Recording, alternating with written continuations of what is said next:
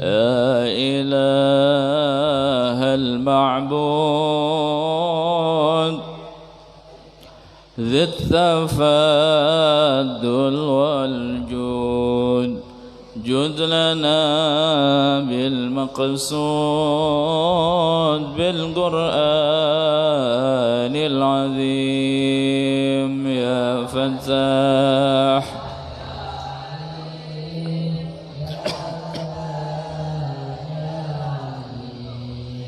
يا فتاح يا عليم وبلوغ الآمال وصلاح الأحوال والقبول والإقبال بالقرآن العظيم يا فتاح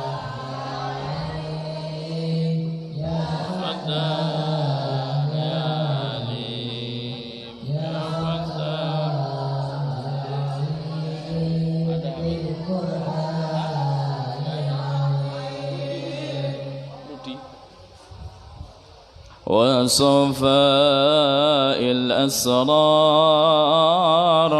وتوالي الأنوار وامتداد الأعمار بالقرآن العظيم يا فتاح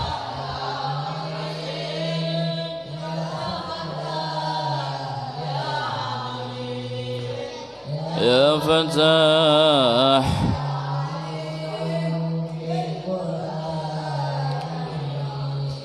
الفاتحة لحضرة سيدنا وحبيبنا وشفيعنا قرة أعيننا محمد بن عبد الله صلى الله عليه وسلم وعلى آله وصحبه وأزواجه وذريته وأهل بيته أجمعين ثم إلى أرواح آبائه وأخوانه من الأنبياء والمرسلين صلوات الله وسلامه عليهم أجمعين ثم إلى أرواح كافة أهل بيت ثم إلى أرواحه ثم إلى أرواحه ثم إلى الخلفاء الراشدين سيدنا أبو بكر وعمر وعثمان وعلي ثم إلى أرواح أربعة الأئمة المجتهدين ومقلدين في الدين والعلماء العاملين الفقهاء الحديث والقراء والمفسرين ثم إلى روح سيدنا المهاجر إلى الله أحمد بن عيسى وسيدنا الفقيه المقدم محمد بن علي باعلوي وأسودهم وفوضهم ثم إلى السلطان علي الشيخ عبد القادر الجيلاني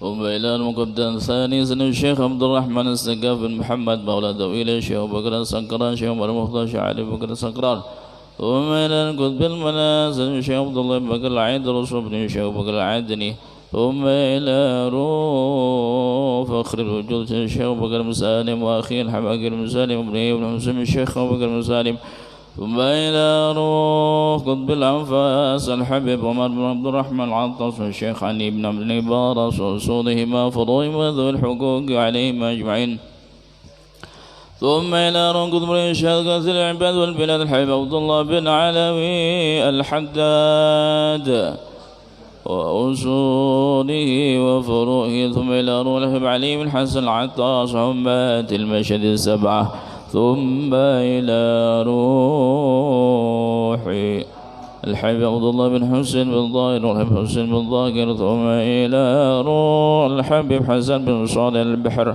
ثم إلى روح أبو بكر بن عبد الله العنطاس ثم إلى روح علي بن محمد الحبشي صاحب المولد ثم إلى قطب الغوث الحبيب عبد الله بن عمر الشادر وولاده المهدي الحبيب أبو بكر الحسن ثم إلى سلطان العلم الحبيب سالم عبد الله بن عمر الشادري ثم إلى روح الحبيب ثم إلى روح أبويا سيد محمد بن علي الملكي سيد علي بن عباس مالكي سيد علي بن عباس مالكي ثم إلى روح بن صالح بن حامد بن شيخ بن سالم الأنصاري وعبد الله بن عمر بن شيخ بن سالم ثم إلى روح بن عقيل بن عمر بن عقيل روح بن علي بن عقيل المرمكين ثم إلى روح يا حاجي عبد الموسم أحمد المدي حسن بصري بن رود المنصور بن حسن كان والأرواح الجميع الأولياء مشارق الأرض إلى مغاربها برها أو برها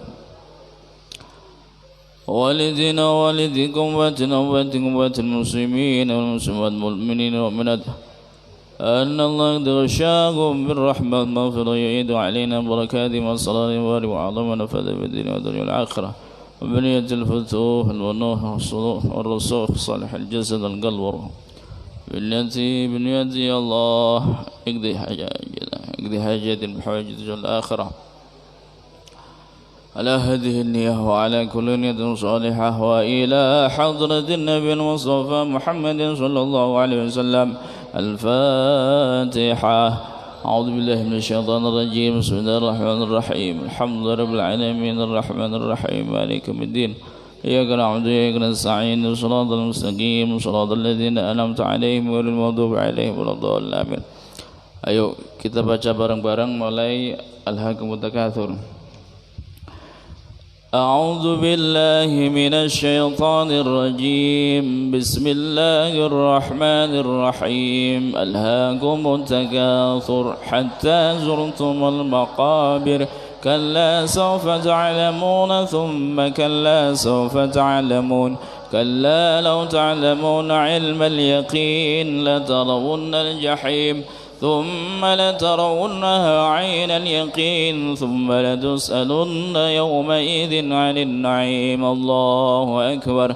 بسم الله الرحمن الرحيم. والعصر إن الإنسان لفي خسر إلا الذين آمنوا وعملوا الصالحات وتواصوا بالحق وتواصوا بالصبر. الله أكبر. بسم الله الرحمن الرحيم. ويل لكل همزة لمزة الذي جمع مالا وعدده يحسب أن ماله أخلده كلا لينبذن في الحطمة أدراك ما الحطمة نار الله الموقدة التي تطلع على الأفئدة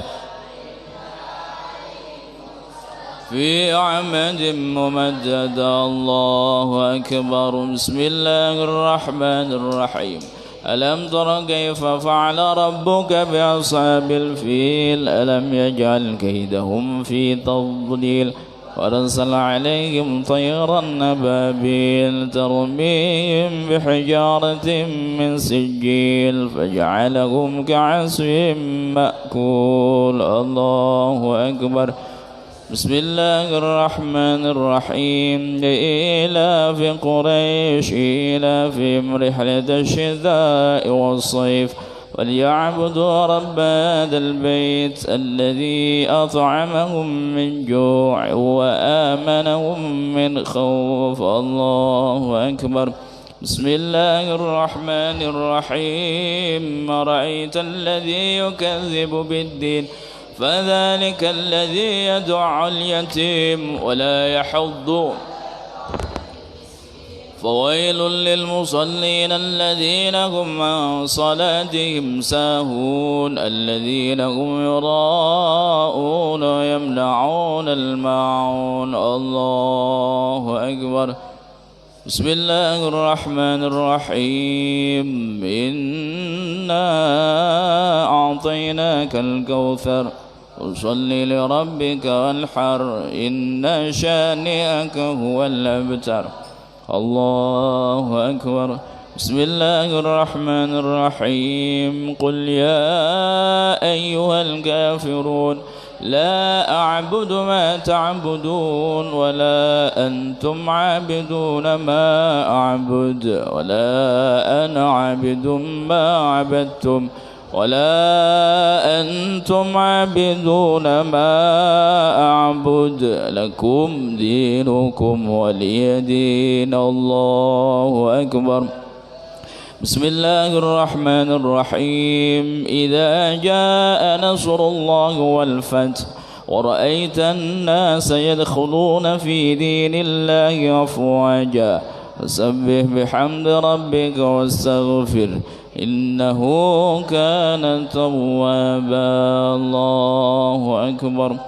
بسم الله الرحمن الرحيم تبت يدا أبي لهب وتب ما أغنى عنه ماله وما كسب سيصلى نارا ذات لهب وامرأته حمالة الحطب في جيدها حبل من مسد. الله أكبر.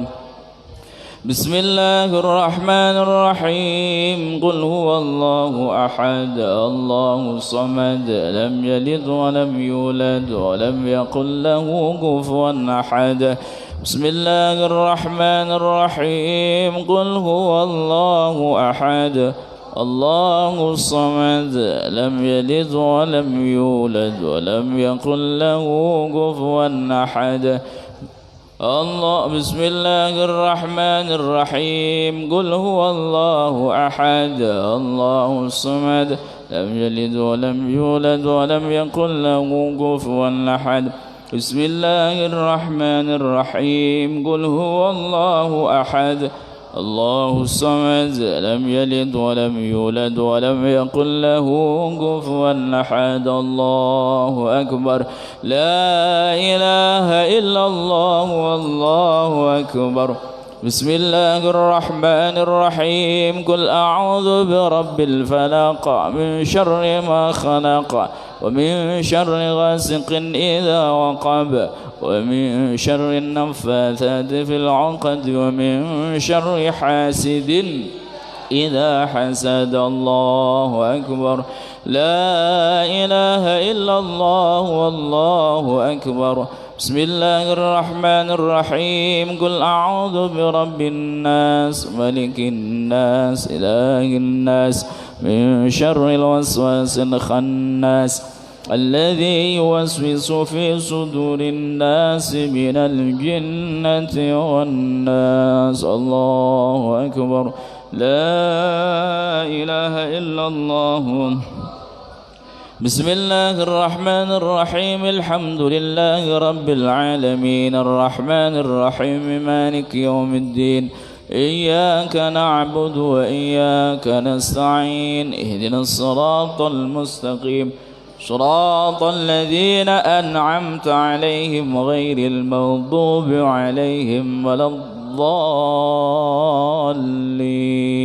رب اغفر لي ولوالدي وللمؤمنين آمين. بسم الله الرحمن الرحيم ألف لام ميم ذلك الكتاب لا ريب فيه هدى للمتقين الذين يؤمنون بالغيب ويقيمون الصلاة ومما رزقناهم ينفقون والذين يؤمنون بما أنزل إليك وما أنزل من قبلك وبالآخرة هم يوقنون أولئك على هدى من ربهم وأولئك هم المفلحون.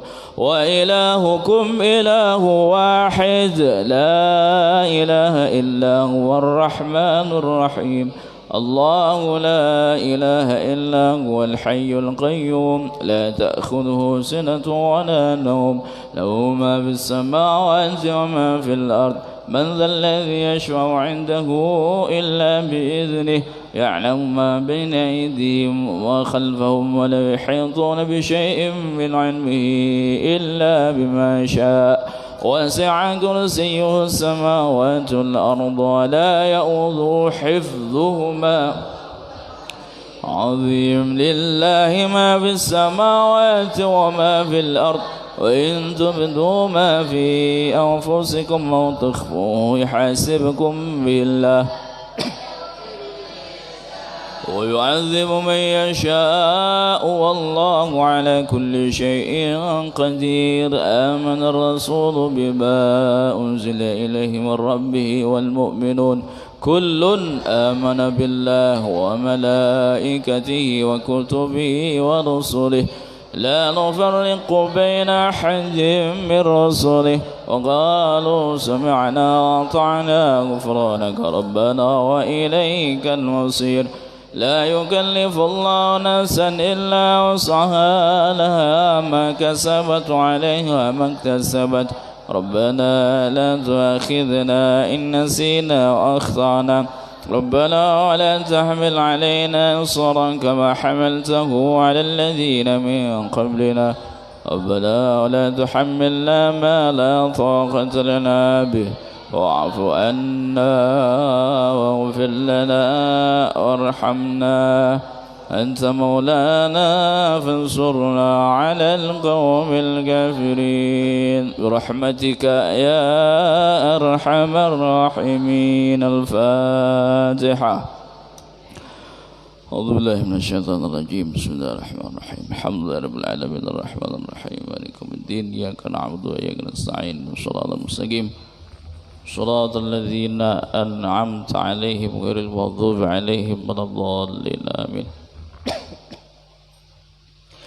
بسم الله الرحمن الرحيم.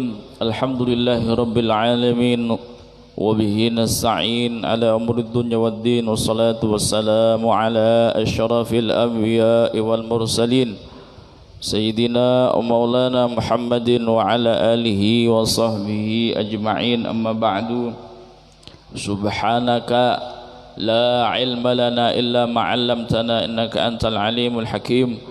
رب اشرح لي صدري ويسر لي أمري واحلل عقدة من لساني يفقه قولي سدد لساني وهدي قلبي بحق سيدنا محمد وعلى آل سيدنا محمد. أويت التعلم والتعليم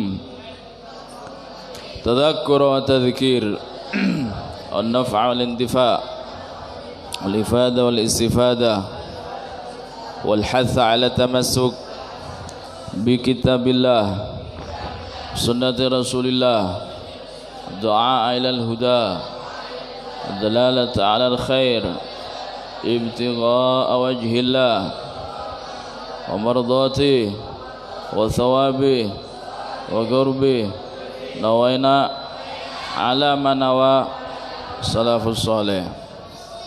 Yang di luar masuk, jangan ada yang di luar. Masuk, masuk Jong. Masuk belakang masuk lega itu. Jangan di luar.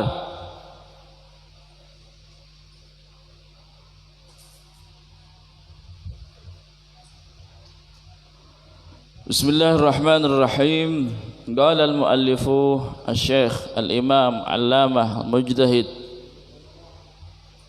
Muhyiddin Abi Zakaria Yahya ibn Sharafun Nawawi nafa'anallahu bihi abi alumihi fid dharaini amin. Faslun fi tayammumi li qiraatil Quran. Satu pasal di dalam membahas tentang bertayamum untuk membaca Al-Quran. Idza lam yajidil junubu awil haidu, apabila tidak menemukan orang yang junub. Tahu junub Jong? Ma aujabal ghusla, sesuatu yang mewajibkan mandi, itu disebut dengan mandi besar maksudnya, ya, itu disebut dengan junub. Awil haidu, ataupun orang haid. Ma'an, pada air, tidak menemukan air, tayammama, maka bertayamumlah. Ya, kalau sudah tidak menemukan air, tidak menemukan, ya, dengan bisyurutihi, dengan syarat-syaratnya, ya. Nanti di bab fikih nanti dibahas secara detail, secara gamblang bagaimana syarat-syaratnya orang itu bisa bertayamum. Syaratnya banyak sekali. Di antaranya harus nyari dulu, ya.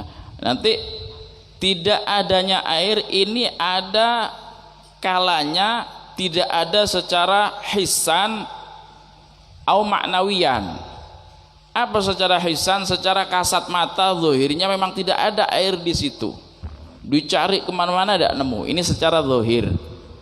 Ada secara maknawi, ada air, akan tetapi fihil mani yamna'u min isti'malil ma'. Ada penghalang, ya, ini faqdul maknawi, tidak adanya air secara makna. Ada air cuma dia tidak boleh memakai air. Satu contoh sakit cong coba tadi roa siapa budi roa, hei ngadap ke sini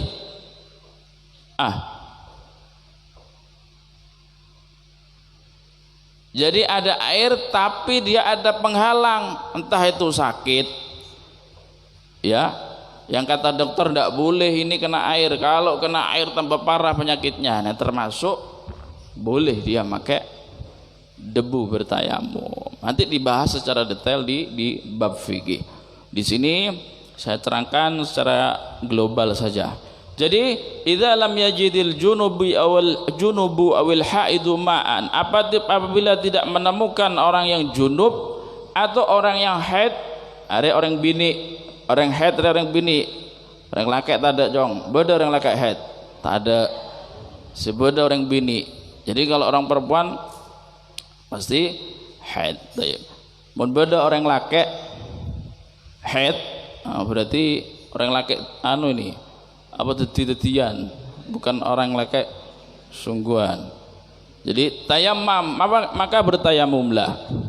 Wa yubahu lahul qira'atu was salatu wa ghairuhuma, dan dibolehkan baginya itu membaca Al-Qur'an was salat, dan juga salat, wa ghairuhuma, dan selain daripada keduanya. Jadi oleh satu tayamum dipakai untuk satu sholat fardu saja, tapi selesai sholat fardu boleh dia baca Quran, ya boleh.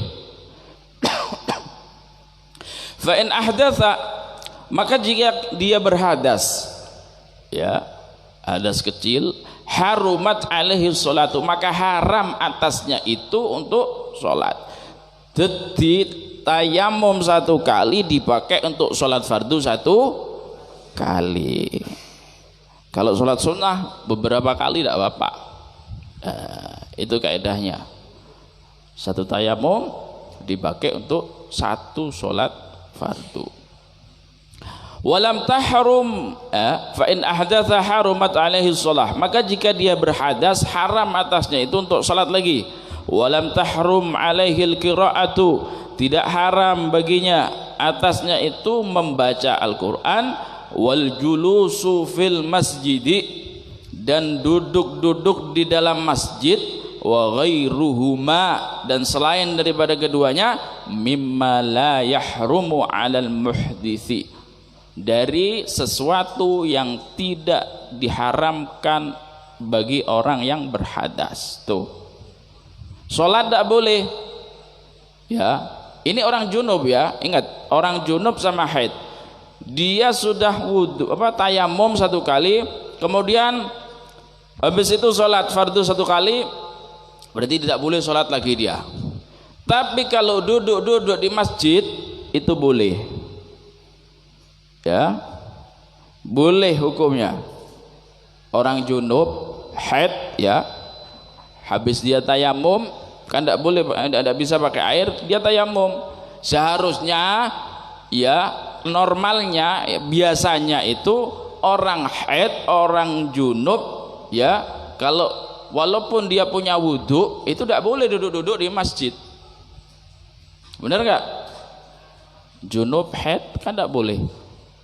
Ya khafu, takut mengotori, talwith, takut netes ya, untuk menjaga kesucian masjid ya. Wal julusu fil masjidi walam tahrum alaihi alqira'atu wal julusu fil masjidi wa ghairuhuma, dan selain daripada keduanya, baca Quran tidak apa-apa, duduk-duduk di masjid tidak apa-apa, dan selain daripada itu keduanya yang tidak diharamkan atas orang yang berhadas. Kama idza tasala tsumma ahdatsa, sebagaimana dia seperti idza tasala, apabila dia itu mandi junub maksudnya, tsumma ahdatsa, kemudian dia berhadas, ibaratnya seperti itu tadi. Wa hadza mimma yus'alu anhu wa yustaghrabu, dan ini dari sesuatu ya, dari masalah yang ditanyakan dari masalah itu wa yustaghrabu, dan diasingkan, aneh. Ya, masalah ini aneh katanya. Masalah fikih ini aneh. Maka dikatakan fayuqalu junubun yumna'u minas sholati. Seorang yang junub dilarang minas sholat, untuk sholat.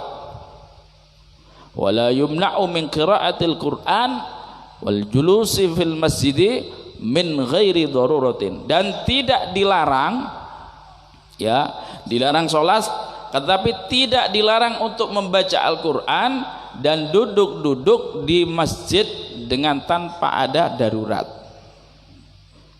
Sholat tidak boleh, tapi baca Quran duduk-duduk di masjid boleh. Bagaimana gambarannya? Ya tadi, ya, kaifa suratuhu, bagaimana gambarannya seperti itu? Fahadhihi suratuhu, maka ya gambarannya adalah seperti ini yang diterangkan di atas barusan. Jadi orang junub atau haid, dia tayamum, setelah tayamum dia sholat, setelah sholat boleh dia baca Quran, boleh dia duduk-duduk di masjid, akan tetapi tidak boleh sholat lagi. Kalau pengen sholat lagi harus tayamum lagi. Tsumma la faraqa fi ma dzakarna baina tayammumil junubi fil hadri was safar. Kemudian tidak ada bedanya fi ma dzakarnahu, di dalam apa-apa yang telah kami sebutkan, baina tayammumil junubi, di antara tayamumnya orang yang junub, fil hadari was safari, baik itu dalam keadaan hadir, artinya tidak dalam perjalanan, was safari, dan juga dalam perjalanan. Tidak ada bedanya hukumnya. Wa dzakara ba'du ashabi Syafi'i, dan menyebutkan sebagian ashab Syafi'i, ulama bermadhab Syafi'i, sebagian menyebutkan annahu idza tayammama fil hadar, bahwasanya apabila dia itu bertayamumnya tadi fil hadar, dalam keadaan hadir tidak perjalanan, istibahas shalah, maka diperbolehkan salat. Wala yaqra'u ba'daha, dan tidak boleh membaca Al-Qur'an setelahnya. Wala yajlisu fil masjidi, dan tidak boleh duduk di dalam masjid. Ini sebagian ulama Syafi'i berpendapat seperti itu. Wassahihu, dan yang benar kata Imam Nawawi, jawazu dzalika kama qaddamnahu, boleh semua itu. Ya, boleh. Apa artinya? Orang junub, haid, setelah dia tayamum boleh sholat, boleh baca Quran, boleh duduk-duduk di masjid. Kama qaddamnahu, sebagaimana kami telah kemukakan, dahulukan, ya. Walau tayammama wa shalla wa qara'a, dan andai kata dia bertayamum, wa shalla, dan dia sholat, wa qara'a, dan membaca Al-Quran, thumma ra'a ma'an, kemudian dia melihat air. Setelah tayamum, sholat, membaca Al-Quran, habis itu lihat ada air, mak beda aing ruah. Derma bas ra'a ma'an yalzamuhu isti'maluhu, maka harus wajib baginya itu memakai air tadi. Fa innahu yahrumu alaihi al-qira'atu, maka sesungguhnya haram atasnya itu membaca Al-Quran. Wa jami'u ma yahrumu 'alal junubi hatta yahtasila, dan semua apa-apa yang diharamkan atas orang-orang junub tadi sehingga dia mandi. Jadi habis tayamum dia ngelihat air, kok ada air tuh, di sana ada air. Nah, itu tidak boleh, berarti dia harus pakai air tadi, harus wudu, harus mandi. Walau tayammama, dan kalau andai kata dia bertayamum, wa shalla, dan dia sholat, wa qara'a, dan dia membaca Al-Quran, thumma arada tayammuma li hadatsin aw li faridatin ukhra, Kemudian dia ingin bertayamum karena hadas, ya, karena dia berhadas, au li faridatin ukhra, atau karena ingin melaksanakan kewajiban yang lain, faridah yang lain, au li ghairi dzalika, atau selain daripada hal itu yang disebutkan barusan. Fa innahu, maka sesungguhnya dia yahrumu alaihi, haram atasnya al-qira'atu, membaca Al-Qur'an, alal madhhabis sahihil mukhtar, menurut madhab yang sahih, yang benar, al-mukhtar bermakna mu'tamad di sini, yang mu'tamad, ya. Wa fihi wajhun li ba'di ashabi Syafi'i, dan di dalam masalah ini ada pendapat bagi sebagian ulama bermadhab Syafi'i, annahu la yajuzu, ya, bahwasanya itu tidak boleh, ya. Tapi pendapat yang mu'tamad barusan adalah boleh. La yahrum alaihil qiraah, tidak diharamkan atasnya baca Quran. Annahu la yajuzu, ya. Ada sebagian pendapat Syafi'i mengatakan bahwasanya tidak boleh. Wal ma'rufu al awwalu, sedangkan yang ma'ruf, sudah yang umum, itu pendapat yang pertama. Amma idza lam yajidil junubu ma'an wala turaban, adapun apabila seorang yang junub tadi, ya, tidak menemukan, lam yajidil junub, tidak menemukan orang yang junub, ma'an, ada air, wala turaban, dan juga debu, aing tak nemu, debu tak nemu dia, abu tak nemu, derem apa? Fa innahu yusalli li hurmatil waqti ala hasabi halih, maka sesungguhnya dia itu salat untuk menghormati waktu.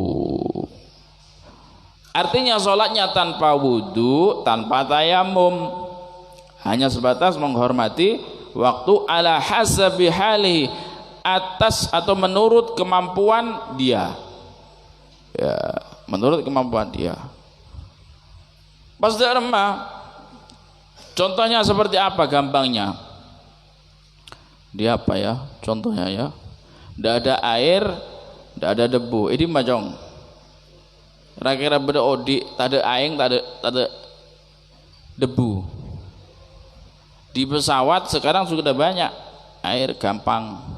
Cuma nanti yang dibahas tentang masalah kesempurnaan di dalam melaksanakan rukun-rukun sholat itu.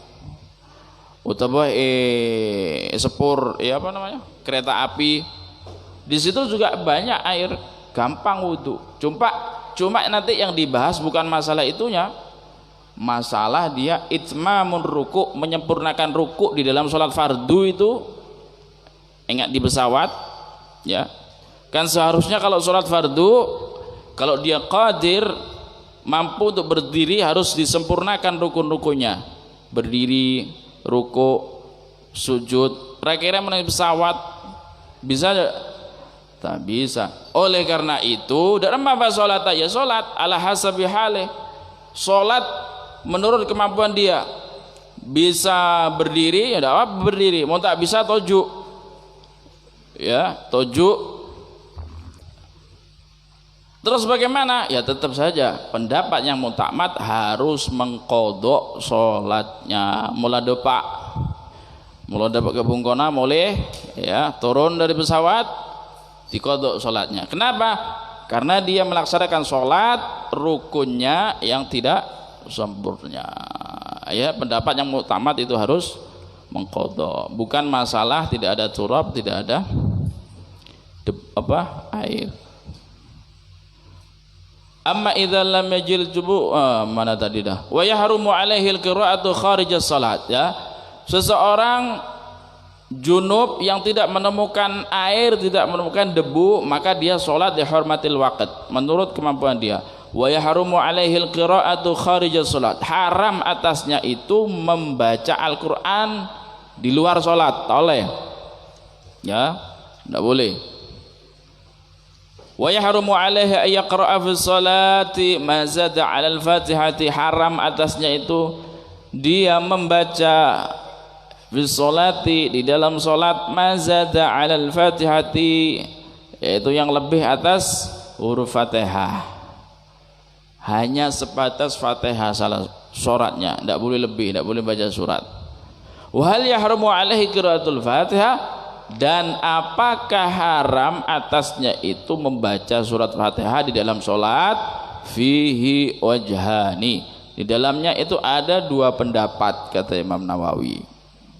As-sahihul mukhtar, pendapat yang benar, yang sahih, yang muktamad, al-mukhtar bimakna muktamad di situ, annahu la yahrum, bahwasanya tidak haram membaca surat al-Fatihah dalam keadaan tidak ada debu, dalam keadaan junub, dia tidak bisa mandi, tidak bisa bertayamum. Ya, baca Fatihah dalam salatnya tidak haram. Bal yajibu, bahkan itu wajib. Fa inna sholata la tasihhu illa biha, maka sesungguhnya salat itu tidak sah kecuali dengannya. Wa kama jazati sholatu lid-darurati ma'al janabati, dan sebagaimana juga dibolehkan salat ya lid-darurati, karena darurat, ma'al janabati, yang disertai dengan junub. Tajuzul qira'atu, maka boleh di situ untuk baca Quran. Wa tsani la yajuzu, pendapat yang kedua tidak boleh. Ya. Bal ya'ti bil adhkar allati ya'ti bihal ajizu, akan tetapi datangkanlah, bacalah dengan zikir-zikir yang ya'ti, yang didatangkan, bihal ajizu, dengannya itu orang yang tidak mampu. Al ajiz apa? Tidak mampu untuk baca Fatihah, tidak bisa. Alladzi la yahfadzu syai'an minal Qur'an, yang tidak menghafal sedikit pun daripada Al-Qur'an. Itu pendapat kedua, baca zikir-zikir yang lain. Li'an hadza ajizun syar'an, karena sesungguhnya ini adalah ajiz, tidak mampu secara syara'. Fasara kal ajizi hissan, maka itu menjadi seperti orang yang tidak mampu secara kasat mata, secara terang-terangan. Wasawabul awal, dan yang benar adalah pendapat yang pertama, yaitu bahwasanya tidak haram membaca Fatihah ketika dia junub dan tidak menemukan air, tidak menemukan debu. Hadhil furu'ul lati dzakartuha yuhtaju ilaiha, dan ini adalah furu', cabang-cabang yang aku telah menyebutkannya, yuhtaju ilaiha, yang dibutuhkan kepadanya, ya, kepada furu'-furu' tadi. Falihadza asyartu ilaiha, maka karena ini aku menunjukkan ya kepadanya, bi aujazil ibarati, dengan ibarat yang simple, dengan kesimpel simple, bukan detail, simple ya, simple ya, simple, dengan ibarat yang simple sekali. Wa illa, kalau tidak ya, falaha adillatun, maka baginya itu, bagi furu'-furu' tadi, adillatun, ada dalil-dalil, wa tatimmatun, dan ada juga penyempurnaan di situ, katsiratun, yang banyak, ma'rufatun, yang sudah ma'ruf di kalangan umum, fi kutubil fikih, di dalam kitab-kitab fikih. Wallahu taala a'lam.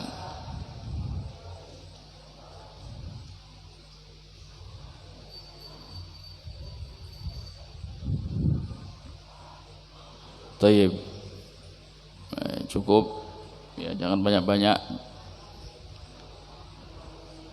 Mudah-mudahan dengan istiqomah tiap minggunya, malam minggu walaupun sedikit, asal istiqomahnya ini sangat berat ya. Saya usahakan setiap minggu tidak absen untuk khataman semaan, dan juga ini baca tibyan ya. Mudah-mudahan kita semuanya dikasih kekuatan, dikasih istiqomah oleh Allah Subhanahu wa taala. Yang paling penting niat kita khataman ya, niatkan untuk yang baik-baik. Niatkan pertama biar kita kuat iman kita zahiran wa batinan, ya.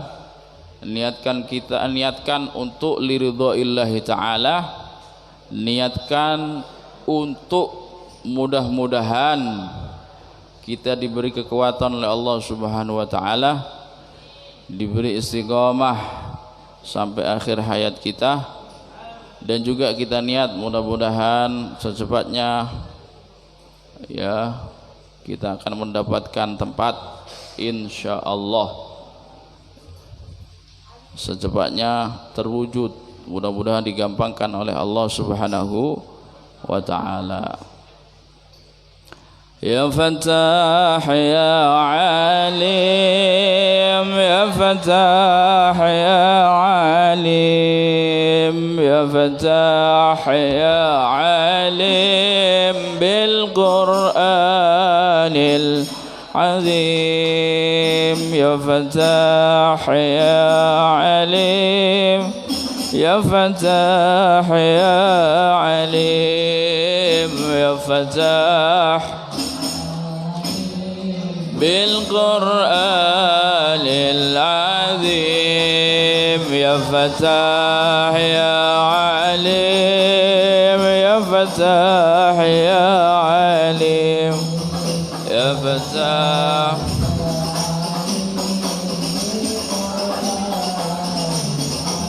يا معلمنا وانفعنا وبه فارفعنا واهدنا واجمعنا بالقرآن العظيم، يا فتاح يا فتاح يا فتاح يا عليم فرج بأحزاني ثبت بإيماني ربي واصلح شاني بالقرآن العظيم، يا فتاح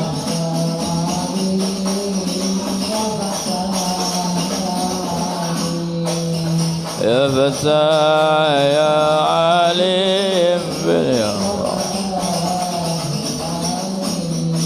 ربي واصلح قلبي، يا ربي فرج كربي، ربي واغفر ذنبي بالقرآن العظيم، يا فتاح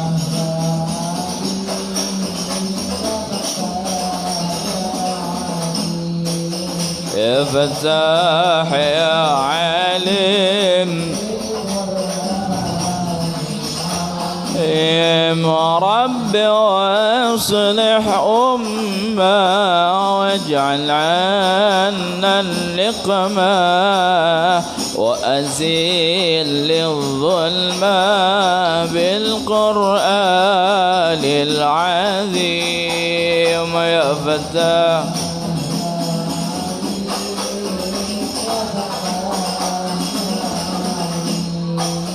يا فتاح يا عالم، معلمنا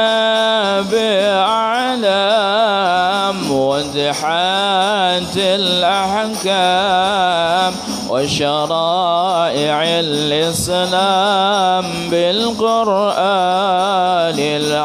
العظيم، يا فتاح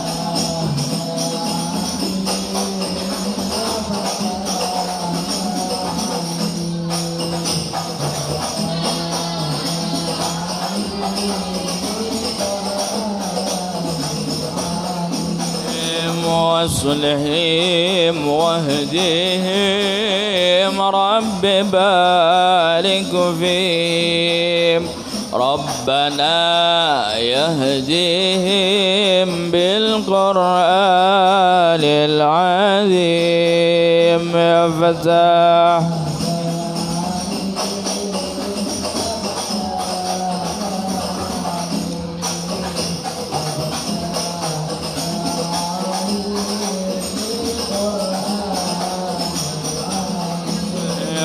دائما ربي صل على النبي المرسل بالكتاب المنزل بالقرآن العظيم يا فتاح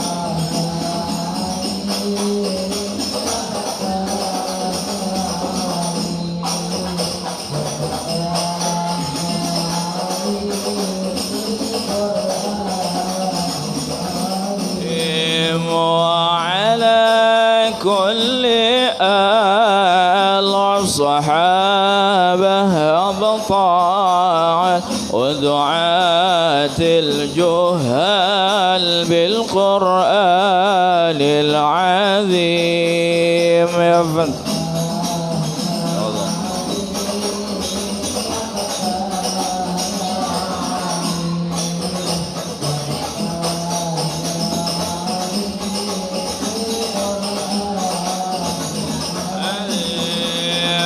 رحمن يا رحمن ساعدني يا رحمن اشرح صدري قرآن املأ قلبي قرآن واصلح حياتي قرآن رحمن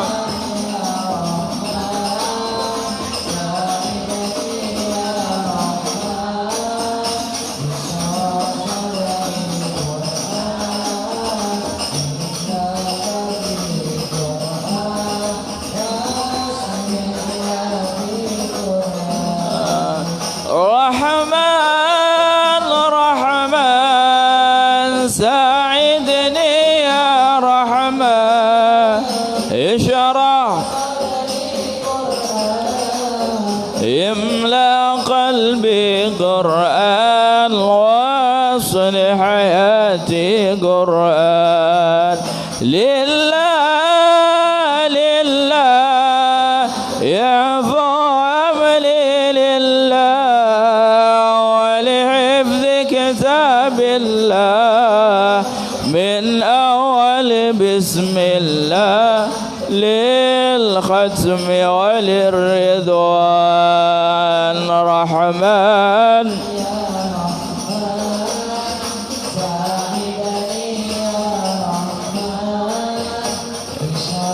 صدري قرآن املأ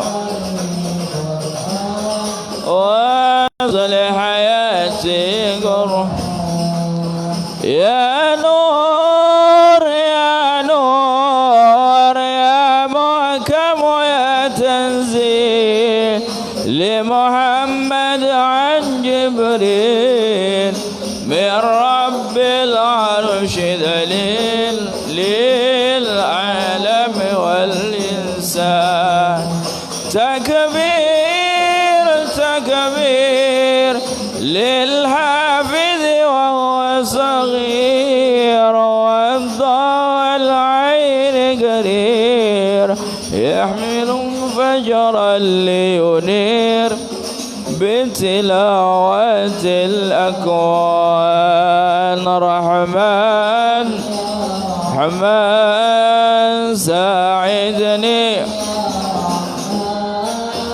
اشرح صدري قرآن املأ واصلح حياتي الله الله اللهم اجمعنا بكتابك وانفعنا واجعله لنا حسنا وهدى أبدا أمان رحمن رحمن يا رحمن اشرح صدري قرآن املأ قلبي قرآن واصلح حياتي رحمن يا رحمن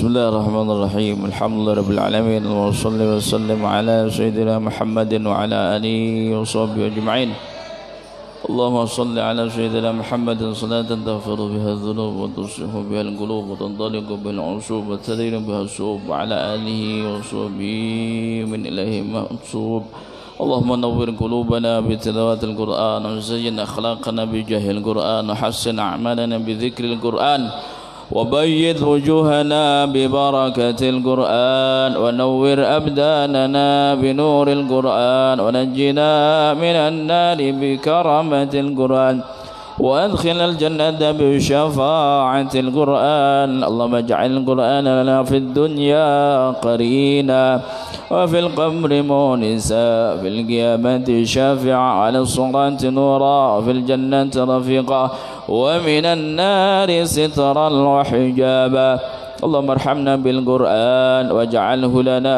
إماما ونورا وهدى ورحمة اللهم ذكرنا منه ما نسينا وعلمنا منه ما جهلنا وارزقنا تلاوته آناء الليل وأطراف النهار واجعله لنا حجة يا رب العالمين اللهم اهدنا بهداية القرآن ونجنا من النار بحرمة القرآن ويسر لنا